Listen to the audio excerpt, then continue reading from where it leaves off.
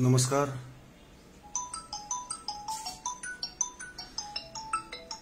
मी जरा नंतर फोन करतो.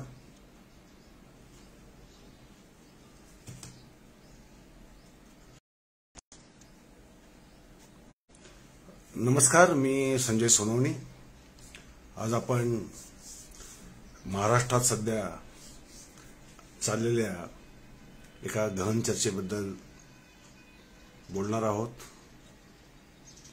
दुकानांमध्ये वाईन विक्रीस ठेवावी अथवा न ठेवावी हा प्रश्न सध्या समाज माध्यमांमध्ये, टीव्हीवर, वृत्तपत्रांमध्ये अत्यंत मोठ्या प्रमाणावर चर्चेला जातोय. त्याच्यावरची काही वक्तव्य बंडातात्या कराडकर असतील, अशी जी काही सवंग वक्तव्य करणाऱ्यांची संख्याही प्रचंड आहे. डॉक्टर अभय बंगांनाही त्या संदर्भामध्ये फार ट्रोल केलं गेलं, कारण त्यांनी आई मरत असताना गंगा जल देणार की वाईन देणार अशा स्वरूपाचा प्रश्न विचारला. अनेकांना तो आवडला नाही, काहींना आवडला.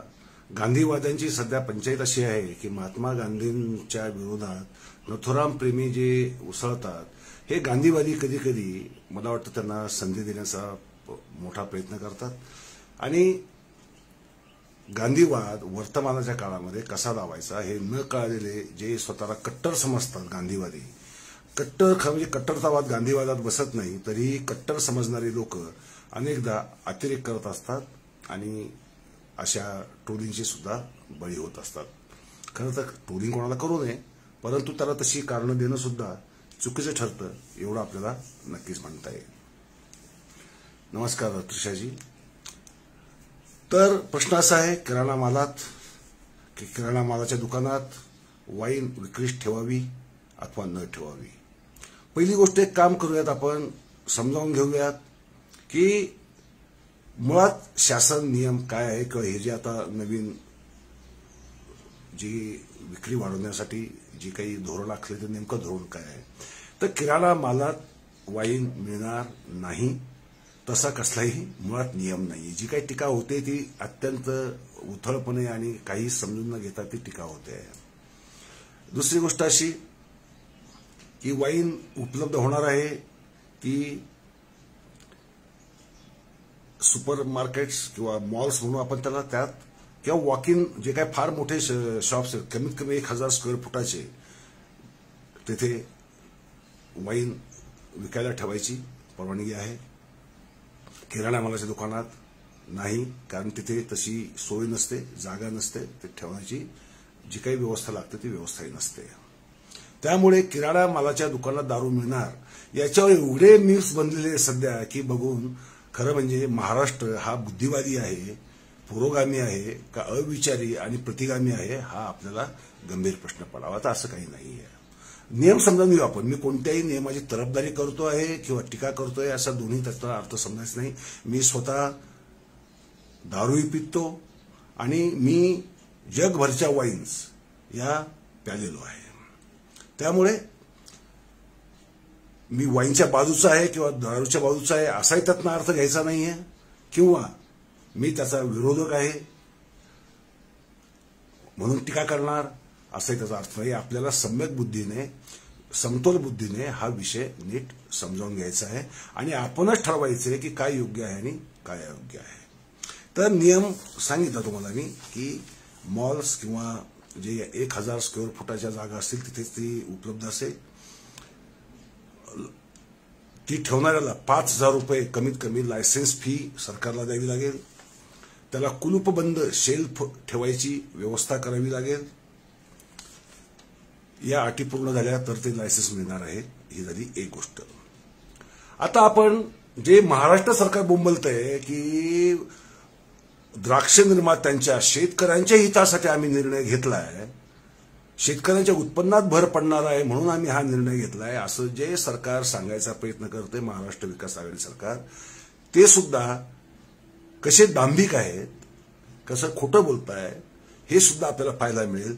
कारण पहिली गोष्ट लक्षात ठेवू, भारतात वाईनचा जो टोटल खप होतो जवळपास 70 लाख लिटरचा सध्या खप होतो आणि टोटल टर्नओव्हर आहे 1000 कोटीच्या आसपास. किती? 1000 कोटी रुपये.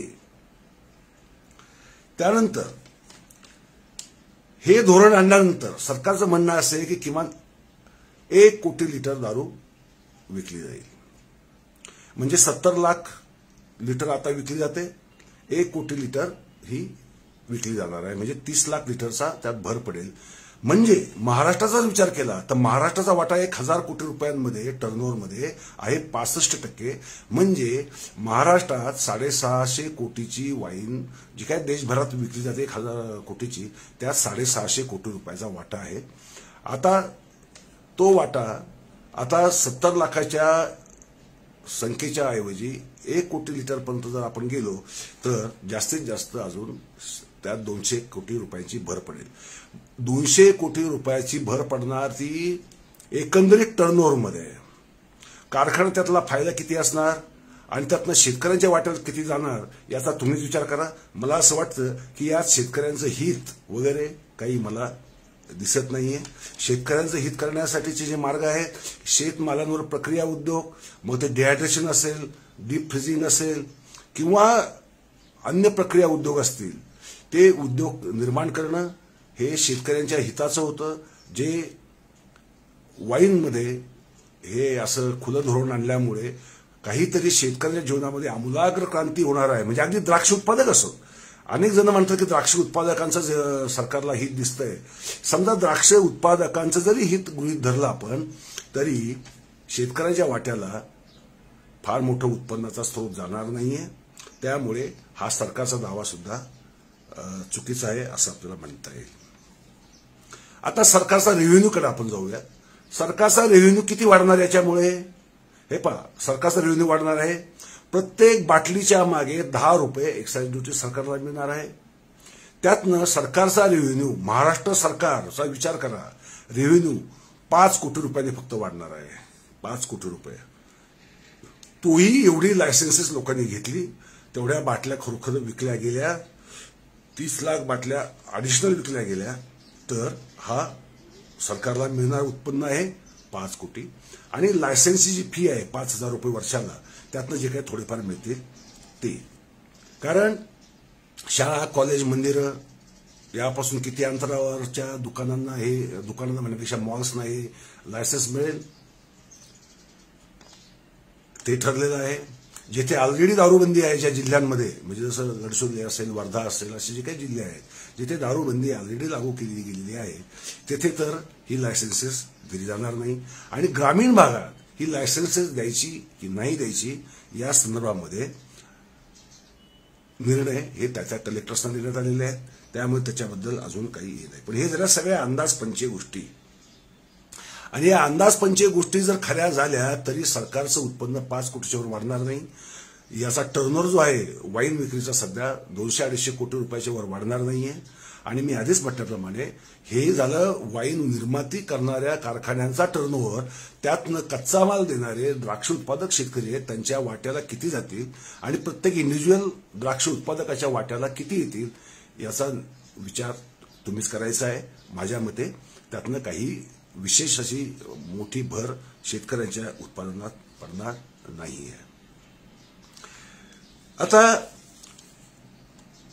आपण मुख्य मुद्द्याकडे येऊ की महाराष्ट्र हे मध्यराष्ट्र, मध्य प्रदेश झाले तसं, कारण मध्य प्रदेशामध्ये ही परवानगी दिलेली आहे. तिथे सरकार वेगळं आहे बीजेपीचं म्हणून इथे टीका करणाऱ्यांना महाराष्ट्र सरकारवर टीका करतात पण मध्य प्रदेशावर करत नाहीत वगैरे. हा जो दांभिकपणा आहे, खरं म्हणजे याचे एक राजकीय खेळी बनवण्यात आलेली आहे, ते आपण सोडून देऊ. त्याच्याशी आपल्याला काही कर्तव्य नाही. कारण या राजकीय लोकांनी महाराष्ट्रात जेवढं वाटोळ केले तेवढं दुसरं कोणी केलं असेल असं मला वाटत नाही. आता लक्षात घ्यायची गोष्ट अशी की 2005 साली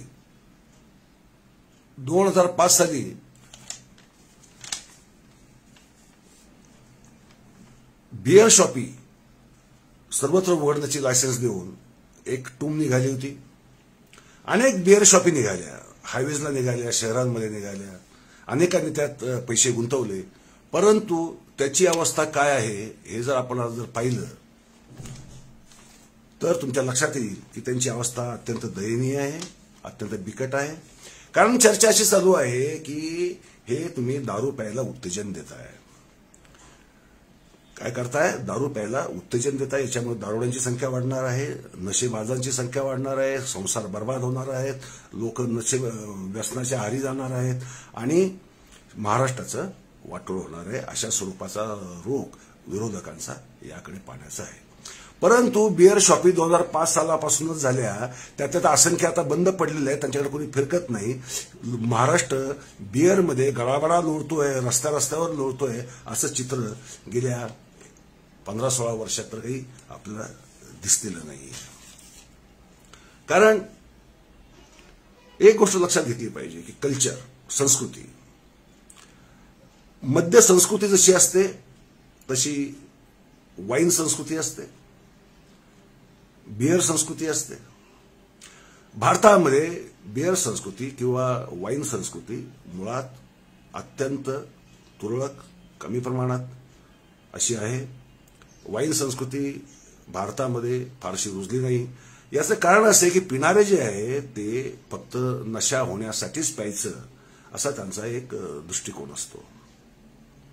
त्यामुळे अट्टल पिणारे, अधूनमधून पिणारे, शौक म्हणून पिणारे, बैठकीत बसणारे किंवा पार्टी करणारे लोक सुद्धा पिताना लिकर पितात. ते वाईनच्या किंवा बिअरच्या सहसा भानगडीत पडत नाहीत. हा सगळ्यांचा अनुभव आहे. राहिली व्यसनाची गोष्ट, असं म्हणतात की व्यसन हे काय फक्त दारूचं नसतं, व्यसन कशाचंही असू शकतं. आणि प्रत्येक व्यसन म्हणजे अगदी चहा प्यायचं जरी व्यसन असलं तरी ते जी गोष्ट व्यसन म्हणते ती कुठेतरी ती अपायकारक असते. दारू निश्चितच अपायकारक आहे, धोकेदायक आहे, त्रासदायक आहे. ही जरी वस्तुस्थिती असली तरी आपण हे पण लक्षात घेतलं पाहिजे की जगामध्ये किमान 250-300 अशी औषधं आहेत जी खोकला असेल, अस्थमा असेल किंवा इतर आजार असतील त्याच्यावरचे, किंवा इव्हन आयुर्वेदातली सुद्धा काढे वगैरे असतील किंवा आसवं असतील त्याच्यामध्ये 5 ते 25% अल्कोहोल असतं. आणि अल्कोहोल आहे त्याला दारूच म्हणायचं असं जर असेल तर त्या औषधांनाही दारू म्हणावं लागेल. आणि ती मेडिकल स्टोअरमध्ये नाही तर वाईन शॉपमध्ये विकायला ठेवावी लागतील. मेडिकल स्टोअरमधनं त्यांना काढावं लागेल. मेडिकल स्टोअरमध्ये अल्कोहोल असणारी औषधं ठेवली विकायला म्हणून त्याला जर मद्यालय म्हणायचं असेल किंवा ते तुम्ही सोपं करता असं जर म्हणायचं असेल तर प्रश्न वेगळा आहे. आता आपण इतिहासाकडे जाऊयात. कसं आहे, प्रत्येक गोष्टीचा एक इतिहास असतो. दारूचा इतिहास आहे. किती जुना आहे? अतिप्राचीन आहे. अतिप्राचीन म्हणजे मनुष्य या भूतलावर चालायला लागला तर तो आधी काय करायचा की नशा देणारे वनस्पती असेल, म्हणजे भांग असेल, अफू असेल किंवा शिंदी, माडी, ताडी याच्यापासून मिळणारा रस असेल त्याला आंबवलं की आणि ती पिलं की नशा चढते. हे लोकांना अनुभवातनं, आपल्या निरीक्षणातनं माहीत झालं. तेव्हापासून तो पितो आहे. ह्या सगळ्या फर्मेंटेशनने तयार होणाऱ्या दारू होत्या. बियर सुद्धा फर्मेंटेशनने बनते आणि ही सुद्धा आपली वाईन ही फर्मेंटेशनने बनते. आणि ऊर्ध्वपतीत किंवा ज्याला आपण डिस्टिल्ड म्हणतो हे लिकर्स झाले, ज्याच्यामधून रम असेल, विस्की असेल, हे इतर जे सगळे दारू आहेत बाकीच्या त्या बनतात. त्याच्यामध्ये अल्कोहोलचं प्रमाण 40-45% असतं. तर वाईनमध्ये ते 5 ते 15%, मॅक्झिमम 15% हे त्याचं एक लिमिट आहे. तेवढी अल्कोहोल त्याच्यात असतं. काही औषधांमध्ये मी सांगितलं की 25% अल्कोहोलचं प्रमाण असतं. अल्कोहोल हे शरीराला, लक्षात घ्या, अल्कोहोल हे शरीराला काही विशिष्ट स्थितींमध्ये आवश्यक असतं, काही स्थितीमध्ये नसतं, परंतु ते औषध म्हणून. नशा करायची आहे म्हणून प्यायची आहे म्हणून नाही. त्यामुळे अल्कोहोलचा तो आपण त्याला आरोग्यदायी उपयोग म्हणून, कारण प्राचीन काळापासून त्याचा आरोग्यासाठी सुद्धा उपयोग प्राचीन काळापासूनच झालेला आहे. ते आयुर्वेदामध्ये झालेलं आहे. निघंटू रत्नाकरमध्ये तर असं सांगितलं, निघंटू रत्नाकर आपल्याला माहिती आहे, निघंटू हे आयुर्वेदावरचं महत्वाचं पुस्तक आहे. त्यात तर असं म्हटलेलं आहे की दारू जर जुनी असली, मुरवलेली असली, त्यात सुगंधी मसाले घातलेले असले तर मनुष्य कोणत्याही रोगापासून तो दूर राहतो, असं निघंटू रत्नाकरने म्हटलेलं आहे. आपण इतिहासाबद्दल बोलत होतो. इतिहासामध्ये किमान 7 ते 8 हजार वर्षापूर्वीच दारूचा शोध माणसाला लागला. त्याच्याने तो वनस्पतीजन्य घेत होता.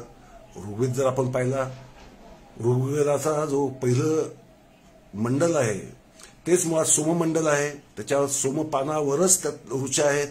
आणि सोम म्हणजे काय, सोमरस म्हणजे काय, सोमरस म्हणजे इफेट्राचा रस.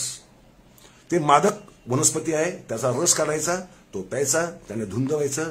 इंद्र जो वैदिकांचा मुख्य देव आहे इंद्र, तो तर पखालीच्या पखाली भरून सोमरस पितो. अशा स्वरूपाची वर्णनं आपल्याला ऋग्वेदात मिळतात. देवदेवता पिण्याची वर्णनं आलेली आहेत.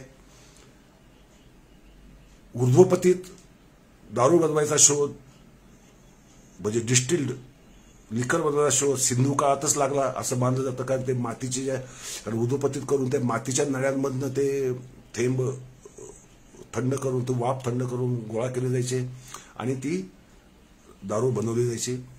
याचे सुद्धा आपल्याला प्रत्यक्ष पुरावे सुद्धा मिळालेले आहेत. माडी शिंदी हे तर प्राचीन काळापासून चालू आहे. कारण तिथे आंबली किती नशा देते, त्यात 5 ते 8% अल्कोहोल असतं. हे आता माहीत झालं आपल्याला, परंतु आधी माहीत नव्हतं. तरी पण ती त्यातनं काहीतरी नशेबाज पदार्थ बनतं याची मात्र लोकांना जाणीव होती. प्राचीन काळच्या साहित्यामध्ये मग ते रामायण असेल, महाभारत असेल, कालिदासाचा कुमार संभव असेल किंवा अगदी बकरी असतील किंवा त्यावेळेचा पत्रव्यवहार असेल, तो जर आपण पाहिला तर आपल्या लक्षात येईल की राजे महाराजे देवी देवता या सगळ्या दारू प्यायच्या. त्यात रामायणही अपवाद नाही, महाभारत तर नाहीच नाही. महाभारत आपल्याला माहिती आहे की एकदा आधी पर्वात ही कथा येते की सुभद्रा आणि द्रौपदी फिरायला वनभोजनासाठी गेल्या होत्या.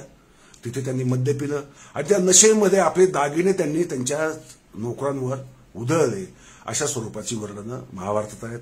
यादवांचा नाश हा अति मद्यपान करून आपापसात झगडून झाला, ही कथाही आपल्याला सगळ्यांना माहिती आहे.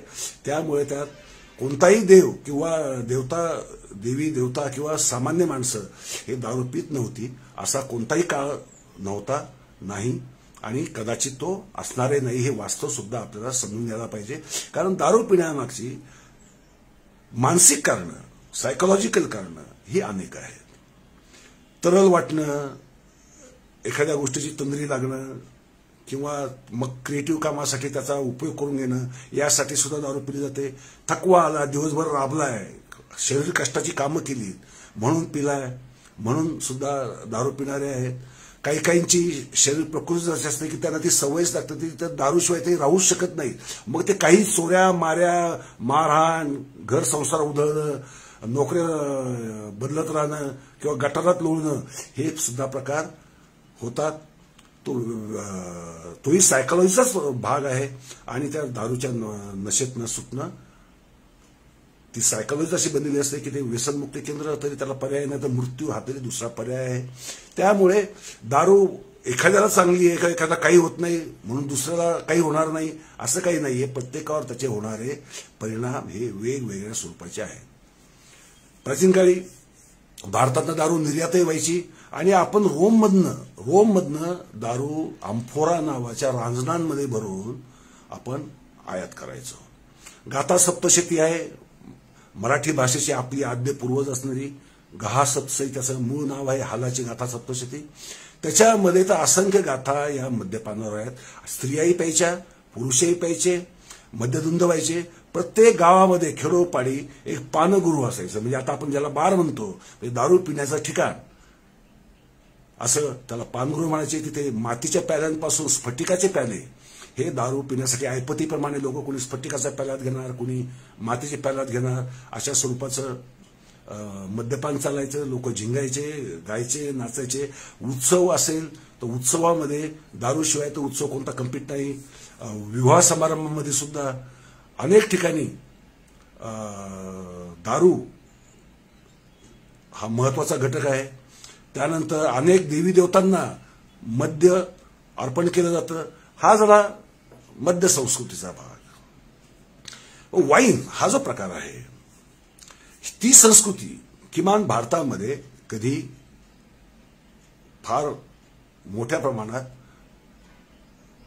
रुजू शकली नाही, कारण भारतीय सायकॉलॉजी म्हणू आपण त्याला, भारतीय सायकॉलॉजीमध्ये वाईन हे कल्चरचा भाग किंवा प्रतिष्ठेचा भाग किंवा नशा चढण्याचा भाग, कारण त्यात मुळात अल्कोहोलचं प्रमाण तुलनेने कमी असतं. 5% ते 15% म्हणजे अट्टल दारूच्या दृष्टीने किंवा जो अधूनमधून जरी घेत असतात तरी त्याच्या दृष्टीने ते हार्ड ड्रिंक नाही, त्याच्यामुळे तो त्याच्या वाटेला जात नाही. पुन्हा त्याची चवी वेगळ्या असतात, आंबूस तुरट वगैरे ज्या चवी असतात. मग त्यात व्हाईट वाईन आली, पोर्ट वाईन आली, रेड वाईन आली, अनेक प्रकारच्या वाईन्स असतात.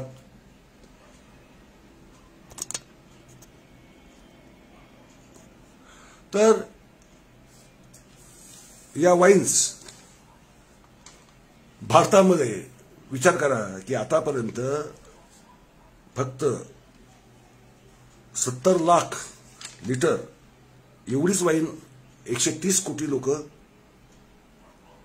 पितात वर्षाला. हा जर आपण रेशो जर पाहिला तर हा रेशो आपण म्हणू की फार दुर्लक्षणीय असा आहे.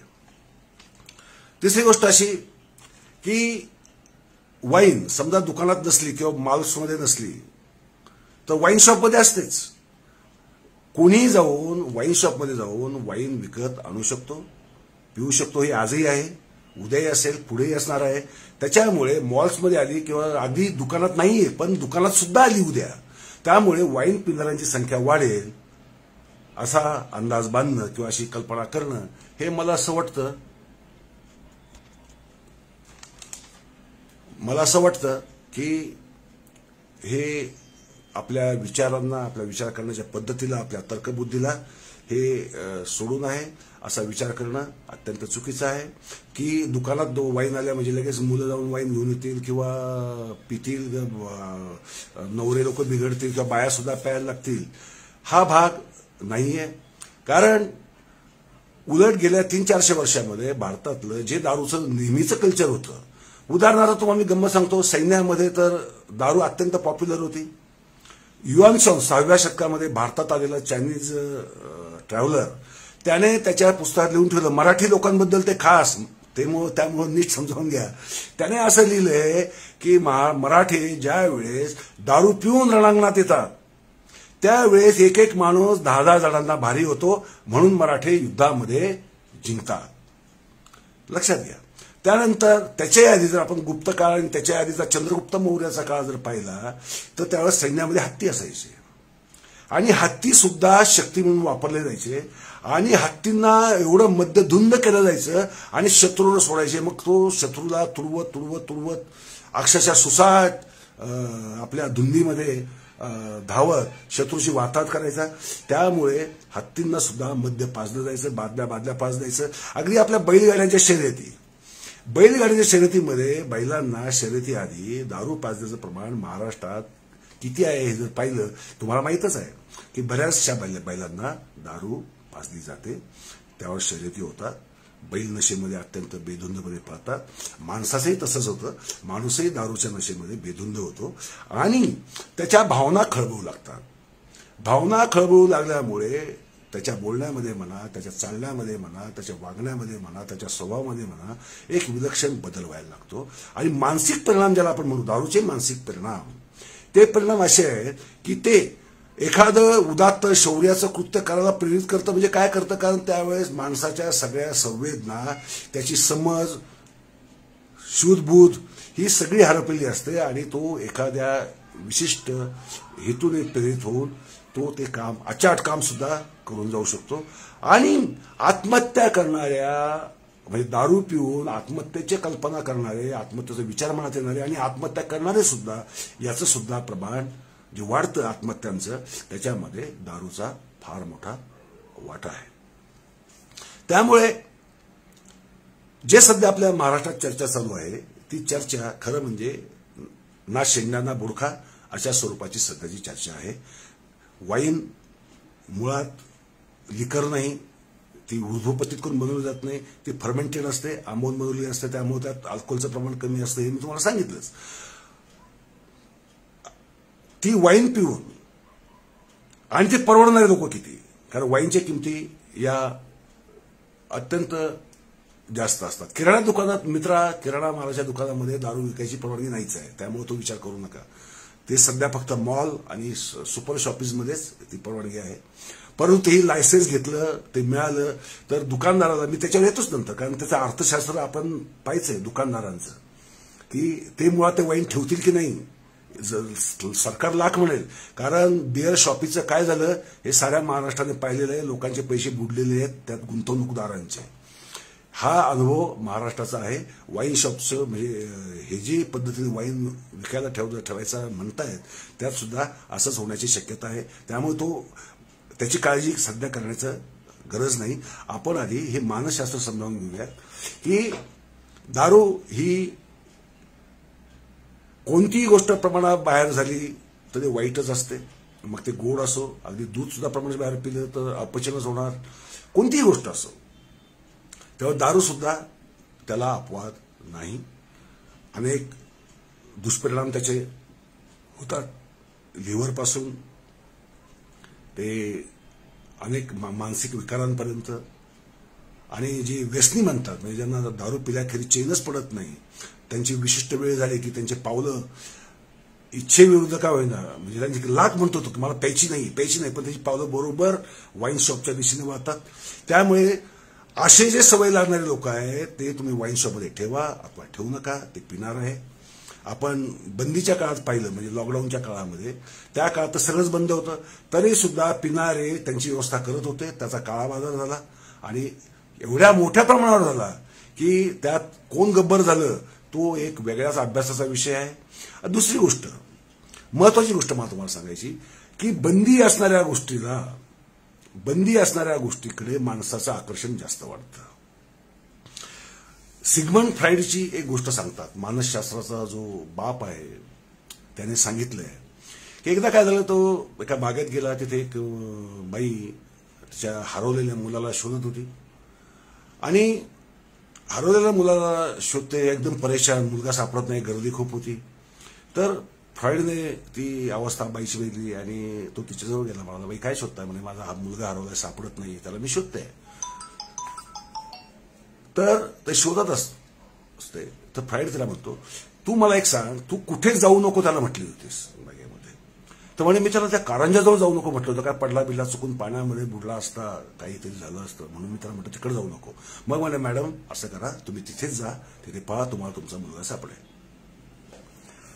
मी गांधीवाद्यांवर माझी टीका केली. मी स्वतः गांधींचा भक्त आहे, गांधींचा प्रेमी आहे, हे सगळ्यांना माहितच आहे, माझे जे काही फॉलोअर्स आहेत त्यांना. परंतु मी गांधी वेडा नाहीये किंवा कट्टर गांधीवादी नाहीये. कोणतीही गोष्ट कोणत्या काळात आपल्याला बदलून घ्यावी लागते, ऍडजस्ट करून घ्यावी लागते, हे आपल्याला समजावं लागतं. त्याला मी खरा गांधीवादी समजतो, तो भाग वेगळा. कारण गांधीजी सुद्धा बदल गेले, विचारांमध्ये आपल्या बदल करत गेले. तर तिचा मुलगा तिथेच अगदी पाण्याजवळच, कारंजाजवळच खेळत होता, सापडला. महाराष्ट्रात जिथे बंदी आहे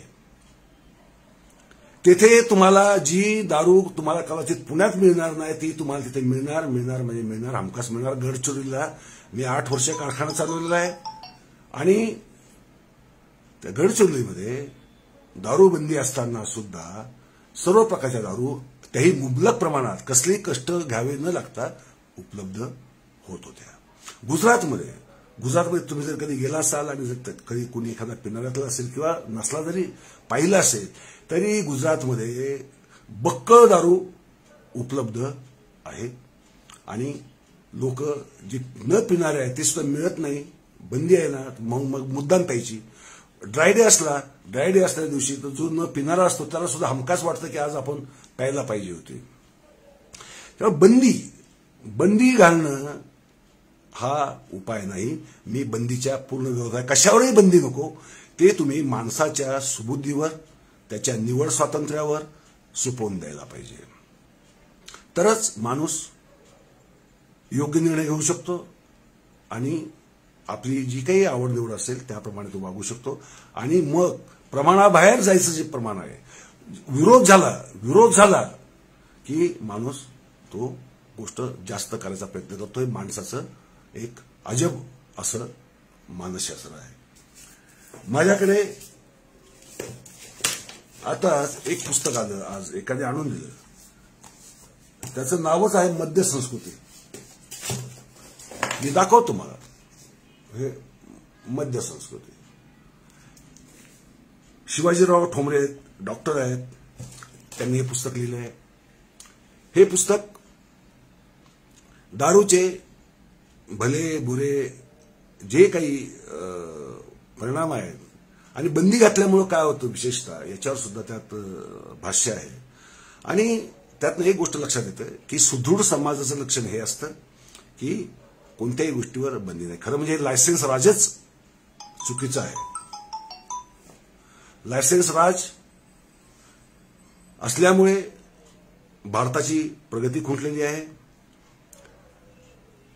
प्रगती होत नाही. प्रत्येक क्षेत्रात लायसन्स लागतं. कोणतीही गोष्ट परवान्याखेरीज किंवा एनओसी घेतल्याखेरीज होत नाही. एक बिल्डिंग बांधायची म्हटलं तुम्हाला कमीत कमी 16 परवाने घ्यावे लागतात, अनेक एनओसी घ्यावे लागतात. हे करता करता मनुष्य खचून जातो, नौका बिझनेसमन असेल तर. आणि नंतर तो तयार झाला तर मग कुठे काय द्यायचं हे त्याला माहिती असतं, मग त्याची कामं फटाफट होऊन जातात. लायसन्स म्हणजे भ्रष्टाचाराला दिलेलं आपण निमंत्रण आहे, हे आपण लक्षात घ्या. ज्या देशांमध्ये लायसन्स राज आहे त्या देशात भ्रष्टाचार सर्वात जास्त असतो. भारत भ्रष्टाचारी आहे याचं कारणच मुळात या बंधनांमध्ये, या अडचणींमध्ये दडलेलं आहे.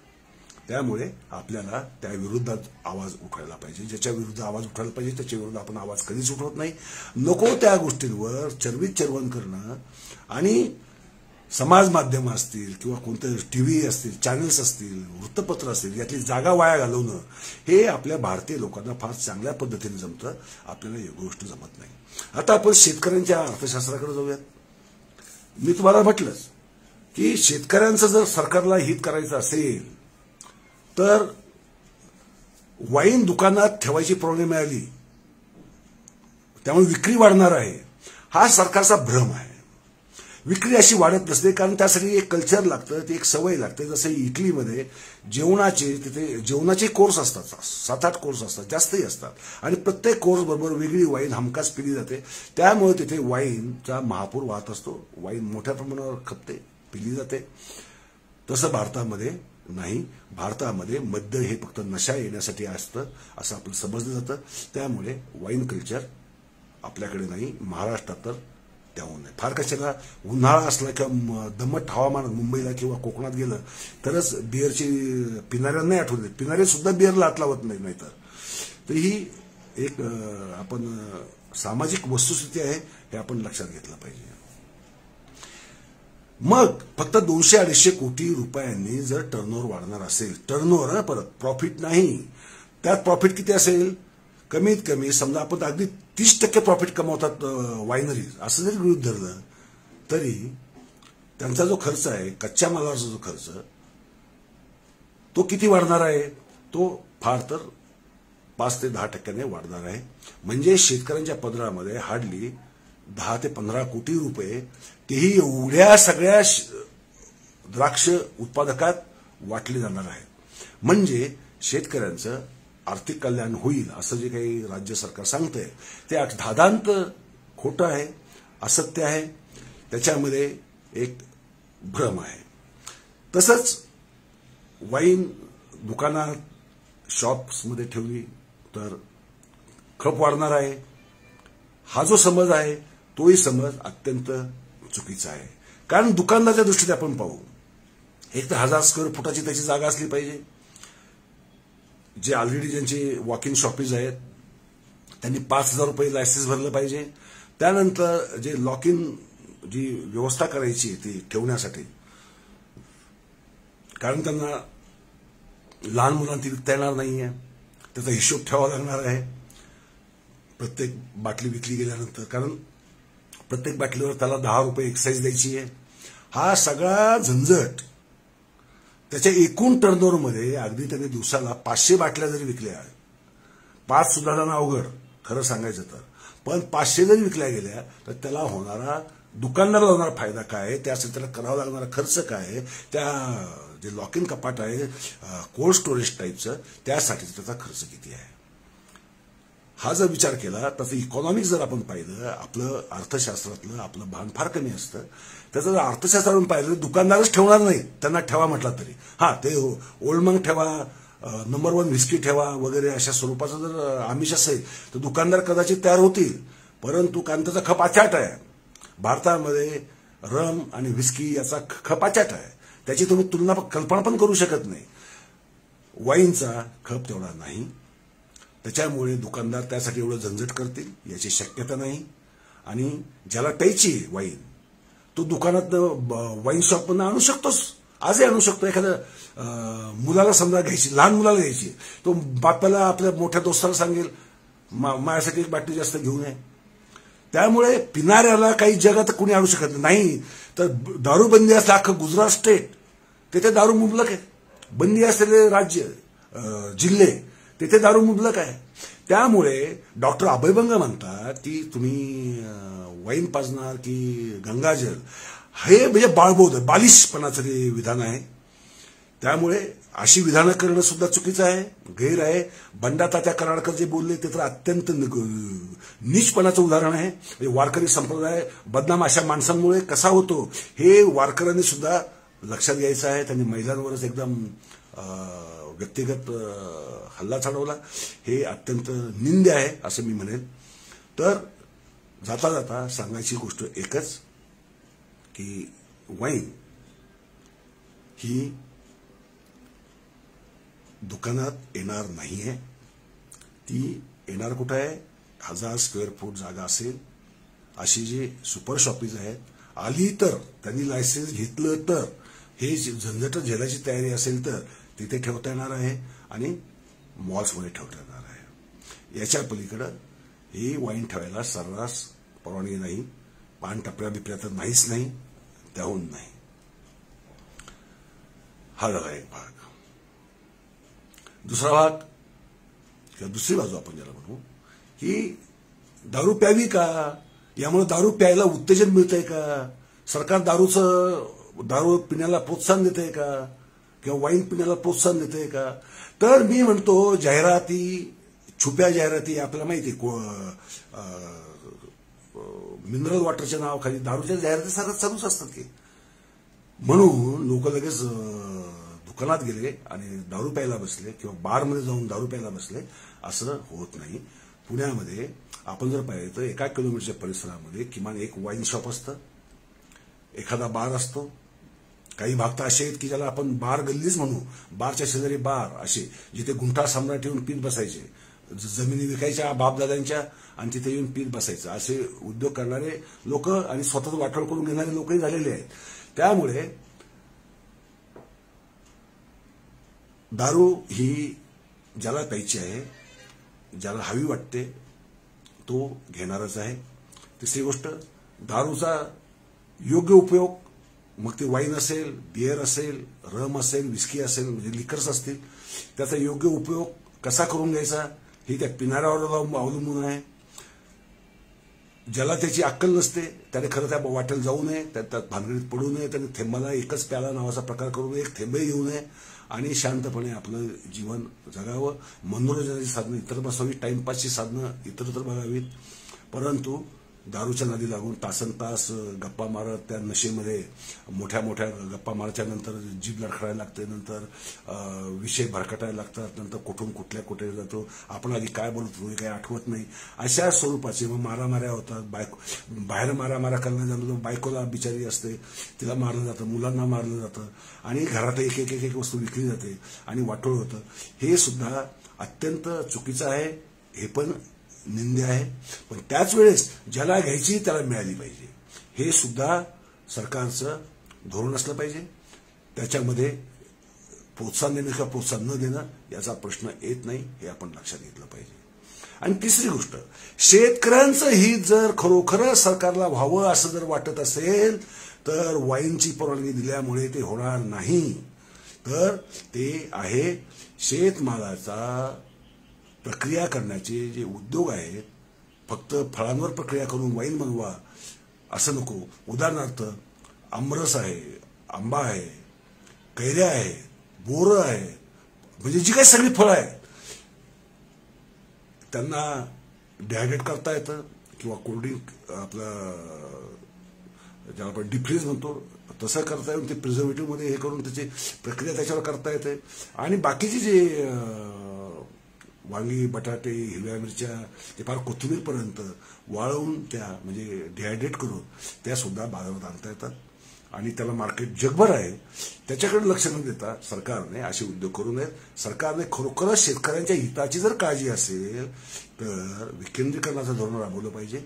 आणि हे शेतमालावरच्या प्रक्रिया, आणि शेतमाल म्हणजे फक्त फळं नव्हे तर सर्वच भाजीपाला वगैरे धान्य असेल ती यावी. नाही तर अजून एक दुसरा मार्ग आहे, तो म्हणजे मग धान्यापासून पण दारू बनवायची परवानगी द्या, तिथेही लायसन्सेस रद्द करून टाका आणि करा शेतकऱ्यांचं कल्याण. किंवा काही लोक तर म्हणतातच की शेतकऱ्यांना आता गांजा उगवायची सुद्धा परवानगी दिली पाहिजे. तर अशा मागण्या असल्या विचित्र चढाओढीतल्या स्पर्धा आणि कुरघोडीच्या स्पर्धा यातनं आपण बाहेर पडून सुबुद्धपणे, शांतपणे दोन्ही बाजू तपासून पाहिल्या पाहिजेत. आणि जीवनात आपण काय करायचं, घ्यायचं की नाही घ्यायचं. मी तर सांगितलं, मी तर घेतो. त्यामुळे त्यात काही हे नाहीये, वावं काही नाहीये, म्हणजे काही वाईट आहे किंवा पाप आहे असं सुद्धा मी मानत नाही. कारण मला त्याचे दुष्परिणामही माहिती आहे. त्याच्यामुळे किती कोणत्या प्रमाणात जायचं हे सुद्धा मला माहिती आहे. हे सगळ्यांनी आपल्या सुबुद्धीने विचार करून हे करावं. केवळ हिरो पितो किंवा सिगरेट पितो, दारू पितो किंवा अमुक ब्रँड पितो मग मी पण तसा पिलो म्हणजे मी तसा हिरो सारखा पडद्यावर वावरणार, अशा स्वरूपाच्या बालिश कल्पनांमध्ये रमू नये. आपल्या मुलांनाही रमू देऊ नये, नातेवाईकांनाही रमू देऊ नये, मित्रांनाही रमू देऊ नये. अत्यंत योग्य आरोग्यदायी जीवन जगायचं असेल तर काही प्रमाणात मद्य हे सहाय्यकच असतं, यात काही वादच नाही. परंतु जिथे प्रमाण बदलतं ते व्यसनामध्ये त्याचं रूपांतर होतं, तिथे मात्र वाटोळ सुरू होतं. व्यसनामध्ये त्याचं रूपांतर होणार नाही याची आपण सर्वांनी काळजी घेतली पाहिजे. आणि शेतकऱ्यांचं हित तर झालंच पाहिजे, यात कोणती शंका नाही. सर्वांनी अशी मागणीच केली पाहिजे सरकारकडे की तुम्ही शेतमालाच्या प्रक्रिया उद्योगांचं काय करणार आहात. हे ठीक आहे, वाईनचं केलं, समजा उद्या जर खरोखरच 1 कोटी लिटरचं स्वप्न आहे ना, 100 कोटी लिटर जाऊ द्या, एक्सपोर्ट होऊ द्या, दुसऱ्या देशांमध्ये पण जाऊ द्या. आपण त्याच्यामध्ये कसल्याही प्रकारचं हे करण्याचं काही कारण नाहीये. चांगलीच गोष्ट आहे. द्राक्ष उत्पादकाचं हित होत असेल तर आपल्याला काही नको आहे असे अजिबात भाग नाहीये. आणि जो ज्याही मार्गाने होईल ते केलंच पाहिजे. कारण पिणारे पिणारच आहे, न पिणारे केवळ आहे उपलब्ध म्हणून जाऊन पितील असं कधी होत नाही. आतापर्यंत झालेलं नाही. बिअर शॉपीचं उदाहरण मी तुम्हाला दिलं की एवढ्या बिअर शॉपी झाल्या म्हणून बिअर पिणारे वाढले, व्यसनी लोक वाढले, असं काही झालेलं नाहीये. तसंच हे वाईनचे होणार आहे हे आपण लक्षात घेऊयात. सरकारने जे काही केलं त्याचा हेतू जरी शुद्ध नसला किंवा त्याचं उद्दिष्ट जरी साध्य होण्यासारखं नसलं तरी आपण त्या निर्णयाकडे दुर्लक्ष करूयात. अगदी शेजारी जरी आली तरी